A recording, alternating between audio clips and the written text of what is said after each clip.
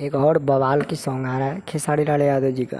जी, बहुत high level की ये ब्रांडेड वीडियो है और बिल्कुल नए चैनल पे अपलोड किया जाएगा इस वीडियो को।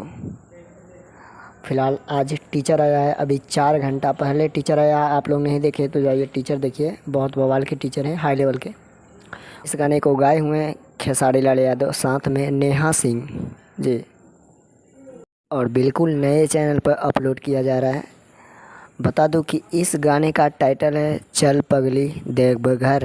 जी, चल पगली देवघर इस गाने का टाइटल है। बहुत ब्रांडेड वीडियो है और बिल्कुल नया चैनल पर अपलोड किया जा रहा है, जिस चैनल का नाम है पास रिकॉर्ड भोजपुरी चैनल।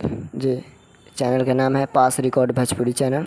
इसी चैनल पर कल सुबह आ रहा है, कल 20 तारीख है, 20 जुलाई, सुबह 6:30 बजे आ रहा है, 6:30 बजे आ रहा है सुबह। जी, सो आप लोग देखना ना भूले, ढेर सारा प्यारा आशीर्वाद ज़रूर दीजिएगा। अपडेट यही था, पसंद आए तो वीडियो को लाइक कीजिए, चैनल पर नए हैं तो सब्सक्राइब करके घंटी को भी ऑल पर प्रेस कीजिएगा। मिलते हैं नेक्स्ट वीडियो में।